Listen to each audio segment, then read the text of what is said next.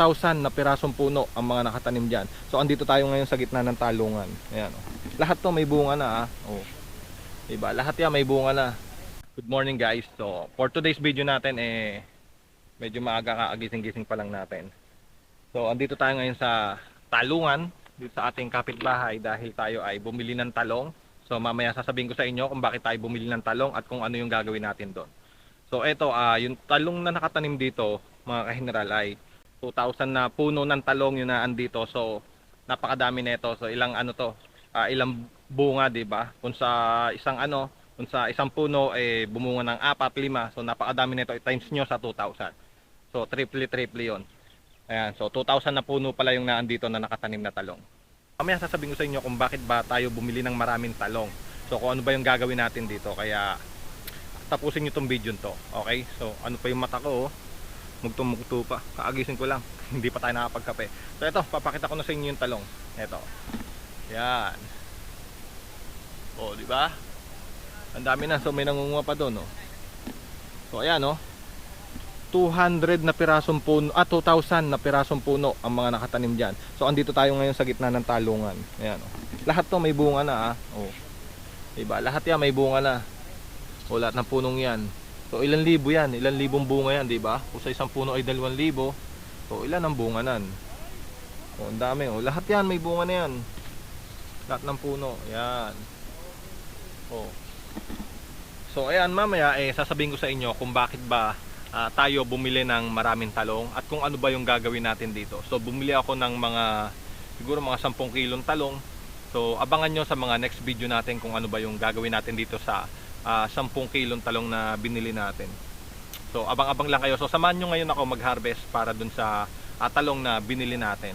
So napakamura ng kilo dito. Mamaya sasabihin ko rin kung magkano yung kilo dito dahil sa mga palengke nasa 130, 120 yung kilo, pero dito ay pag direct ka dito, so napakamura. Okay, so mamaya sasabihin ko sa inyo. So mamitas muna tayo na talong. Let's go. So ito, oh. Malalaki na to. Nahablit lang daw to. Ano ba to? Hablit lang. Yun, oh. Meron na tayo ditong basket, oh. Talong, oh. Mamili tayo ng malalaki. So ito, oh. Malaki, oh. Ito, oh. Gaganda ng bunga. Lagyan natin dito sa basket natin. Dito tayo. Yun, oh. Maganda to, walang sira, oh. Fresh na fresh. Natin yan dito sa basket natin. Ito, laki, oh. Ito. Yun, oh. Diba? So napakamura ng talong dito.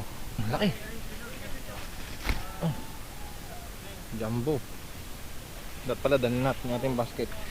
Yan. So buti meron tayong kapitbahay na na may mga talungan. So, 'di ba? Malapit lang ang bilihan natin ng talong. Isang bahay lang ang pagitan. Ito, ang lalaki. Oh. Laki nito. Oh. Oh, laki. Grabe, oh. Diba? Jumbo day. Umitas lang tayo dito. Ayan, so ito pa, oh. Malalaki yan. Pitas lang tayo. Maninilip lang kayo ng malalaki. So wag niyo kukunin yung maliliit. Sayang naman, di ba? Sarap kaya ng talong, pero merong iba na hindi talaga kumakain ng talong. Di ba? Nakakatuwa, oh, ang dami, oh. Ang ganda niya sa dulo. Oh, ang daming talong dito, ang ganda niya sa dulo. So eto mga kahineral, pag dumiretso kayo dito, so mabibili niyo yung talong sa palengke ng 100 plus ang kilo. So 100, 110, 120, 130 yung kilo ng talong. So tama ba ako? So pero dito, pag nagpunta kayo dito, ang bili ko dito ay nasa mura lang yung kilo ng talong dito. So laki ng tinutubo pala ng mga magtatalong, di ba? Yung iba kasi binabiyahe pa rin. So yung iba gas pa rin, gasolina. Kaya siguro tumataas pa rin yung talong. Ito, tulad nito, ang laki. Oh, kukunin natin yan. Oh, lagyan natin dito. So lalaki na nakuha natin, oh. So sa mga gustong kumuha ng talong dyan, so i-PM nyo yung page natin. So dadaling ko kayo dito sa kapitbahay namin. kung kayo mga nagugulay, so pwede kayo dito.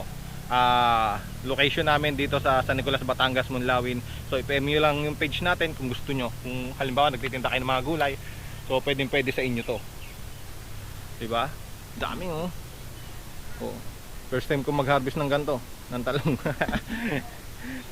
So ayun, syempre ang gagawin natin dito sa talong na binili natin, etong mga to, ang gagawin natin dito, kaya bumili ako ng ilang kilo dahil ibibigay natin ng libre to sa daan. So mag-iisip pa ako kung paano ko ibibigay ng libre to. Okay? So siguro siguro bukas o mamaya or sa isang araw, so papamigay natin to sa daan. Pupunuin natin yung ating motor ng ng talong. So panay talong yung yung laman ng motor natin. So kasi kalimitan binibigyan natin pera, grocery. So maiba naman ngayon. So lagyan natin ng twist, so bigyan naman natin sila ng talong. Yun, laki. Tara, punta muna natin yun. Let's go. Ito oh, di ba? Kunin mo lang yan, ang laki oh. Oh. Haba. Nakakatuwa mamita. Tara, punta na tayo doon sa ating mga nakuha ng talong kanina. So tingnan natin kung ilang kilo na yung nakuha doon kanina, kasi may nakuha na kanina eh. So ito, pinakita ko lang sa inyo kung paano ba mamitas ng talong, at pinakita ko sa inyo yung mga talong nila dito. Okay? So ayan na yung nakuha natin. So balik na tayo doon. Let's go. So ito na yung mga napitas natin. Ayan oh.